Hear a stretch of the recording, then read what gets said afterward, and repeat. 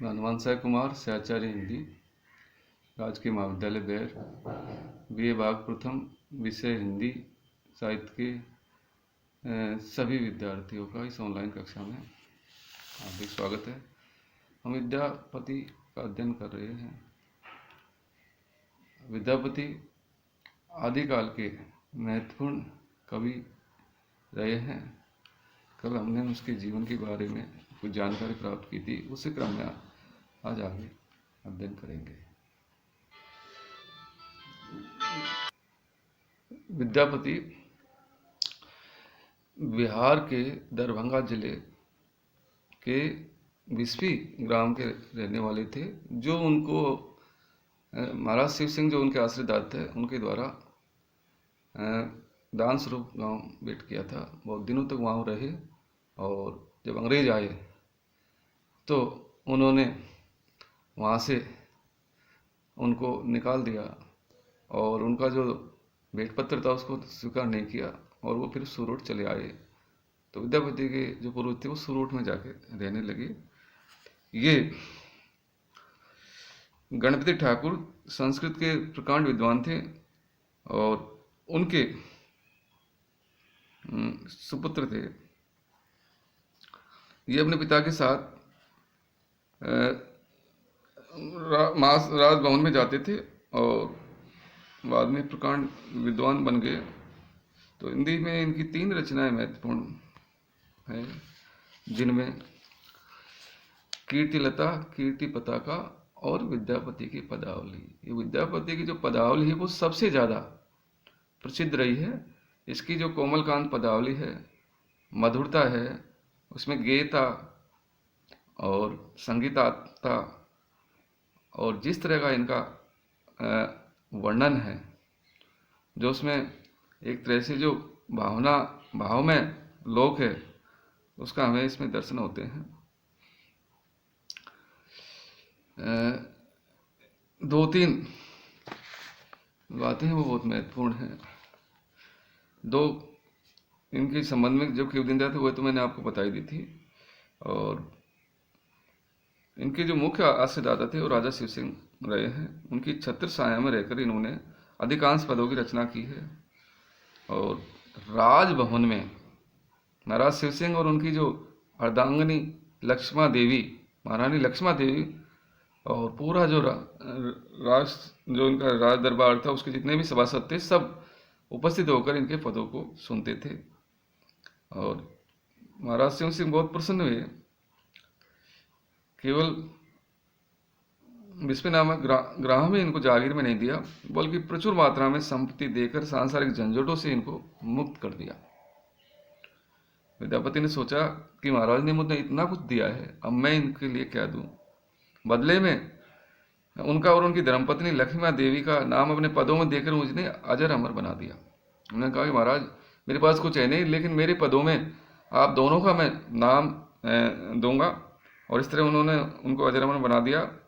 शिव सिंह का भौतिक दान तो थोड़े ही दिन में विलीन हो गया, किंतु विद्यापति ने उन्हें जो यश का दान दिया वह अनंत काल तक संसार में विद्यमान रहेगा। जब तक इनके पद रहेंगे तब तक उनका नाम रहेगा। ये महाराज शिव सिंह से बहुत प्रेम करते थे और कहते हैं कि उस समय दिल्ली में यवनों का शासन था और इन्होंने कर देना बंद कर दिया, बादशाह को कर देना बंद कर दिया।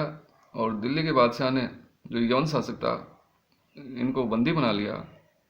और जब कवि विद्यापति को अपने आश्रयदाता और मित्र के बारे में जानकारी मिली तो छुड़ाने के लिए वो दिल्ली के जो बादशाह थे उसके वहाँ पहुँच गए।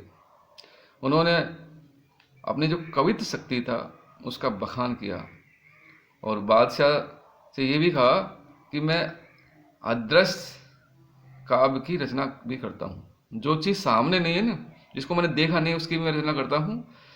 और न देखी हुई चीज़ का वर्णन करने की प्रतिभा ने बादशाह को आश्चर्यचकित कर दिया कि जो चीज़ को आपने देखा ही नहीं उसका वर्णन करते हो।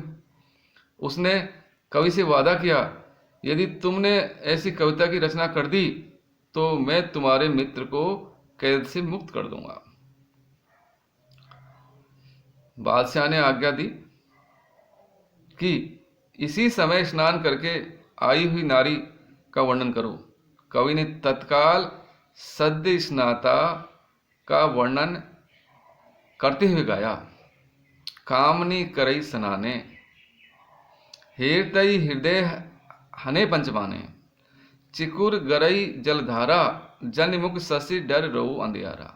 इसका अर्थ ये है कि जब बादशाह ने कहा भाई स्नान करके आई हुई उस नारी का वर्णन करो, तो उन्होंने कहा कामनी करे स्नाना। इन्होंने कहा कि स्त्री जो कामनी वो स्नान करके आ रही है। हृदय हृदय हने पंचमाना, और देखने वाले के हृदय में कामदेव के 5 बाणों से आघात करती है। कहने का अर्थ है हृदय में वो जो मूर्ति वो समा जाती है। चिकुर गरई जलधारा, उसकी जो केस राशि है, चिकुर यानी केस, उनसे जल की धारा गिर रही है।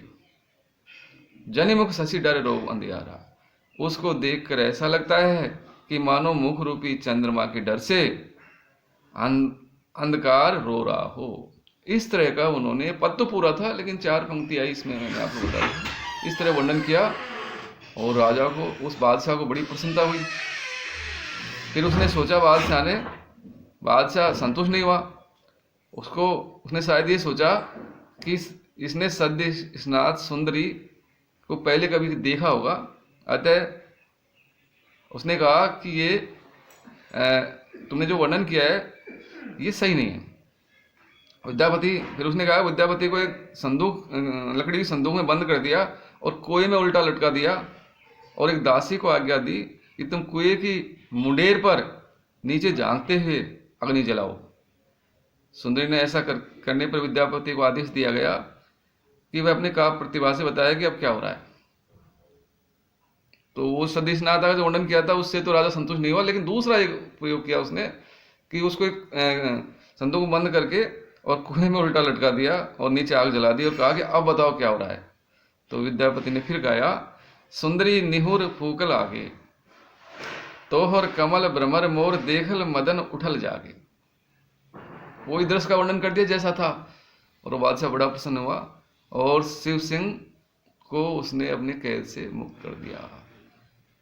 तो विद्यापति केवल एक प्रतिभा संपन्न कवि नहीं थे, बल्कि वो परम भक्त भी थे और उदार भी थे। उसमें बड़ी हिम्मत भी थी। उन्होंने भगवान शिव, भगवान श्री कृष्ण, दुर्गा देवी और गंगा माता की अपने पदों में स्तुति भी की है। बोलते वो शैव थे, लेकिन इस तरह के शैव नहीं थे जिस तरह के शैव आज होते हैं। शैव का अर्थ है जो भगवान शिव की स्तुति करे, जो भगवान शिव को ही माने उसको शैव कहते हैं। और वैष्णव वो करते हैं जो भगवान विष्णु की स्तुति करें, अर्थात जो वैष्णव धर्म को माने। वैष्णव धर्म में है भगवान राम और भगवान श्री कृष्ण और विष्णु, तो विष्णु के ये अवतार हैं, इसलिए जो इनमें अपनी आस्था जताए उसको वैष्णव कहते हैं। लेकिन जो भक्ति काल में हम वैष्णव और शैवों में बड़ा ही विरोध था, आपस में लड़ते थे, एक दूसरे को नीचा दिखाते थे। लेकिन विद्यापति में ऐसी बात नहीं है, वो दोनों को ही एक ही आत्मा के 2 शरीर मानते हैं। यही कहा जाए कि उन दोनों में उन्होंने समन्वय किया, जैसे तुलसीदास जी ने किया। तुलसीदास जी ने कहा है, शिव द्रोही ममदास कहावा, सो नर सपने में ही सुख नहीं पावा। अगर कोई शिव से द्रोह करे, भगवान शिव से विरोध करे और मेरा दास कहलाए, उन्होंने भगवान राम के मुख से कहा कि शिव द्रोही मम दास कहा, मेरा दास कहे कहलाए और शिव से विरोध करे, सो नर सपने में सुख नहीं पावा। वह व्यक्ति सपने में भी सुख प्राप्त नहीं कर सकता। तो इनकी जो विद्यापति की जो पदावली है वो बहुत ही कोमल कांत पदावली लिए हुए हैं। वो हृदय के सहज भाव उनकी अनुभूति कराने वाली है। और हिंदी में जो इस तरह का वर्णन चला है, श्रृंगार वर्णन चला है, राधा कृष्ण का वर्णन किया है जबकि शैव थे। तो इसके हम कुछ पद जो हमारे पाठ्यक्रम में है उनका हम अध्ययन करेंगे, जिनमें पहला जो पद है वो प्रार्थना है। वो भगवान से प्रार्थना करते हैं कि आप मेरा कल्याण करें, उनके गुणों का बखान करते हैं। तो पहला पद हम देखते हैं, 7 पद है हमारे पाठ्यक्रम में। बल हर बल हरि बल तू कला, खन पित बसन खनऊ बग छाला, खनऊ बग छला, खन पंचानन खन बुझचार, खन शंकर खन देव मुरारी, खन गोकुल वही चराऊ गाय, खन बीक मांगई डमरू बजाए, खन गोविंद भये लिए मादान, खनई बसम भरु काख वो कान, एक शरीर लेल दुईवास, खन बैकुंठ खनई कैलाश, वनय विद्यापति विपरीत बान, ओ नारायण ओ सूरपान। प्रस्तुत पद में कवि विद्यापति भगवान के एक रूप के बारे में वर्णन करता है। शिव और विष्णु दोनों एक ही रूप की दो कला मानते हैं। प्रस्तुत पद में विद्यापति भगवान शिव और भगवान विष्णु में समन्वय करते हुए कहते हैं कि इन दोनों में अंतर नहीं है, ये तो एक ही आत्मा के दो शरीर है। वो कहते हैं बल हर यानी शिव, हे भगवान शिव आप मेरे ऊपर कृपा करें, मेरा कल्याण करें। बल हरि यानी विष्णु, हे भगवान विष्णु आप मेरा कल्याण करें, आप लोग कल्याण करने वाले हैं, मेरे ऊपर दया दिखाएं और मेरे पर अनुग्रह करें। भले तू कला, तू दो कलाओं में होकर भी तू एक ही है, अथवा तुम दो होते हुए भी एक हैं। मुझे तुम दोनों स्वरूप में मुझे एक ही लगते हो।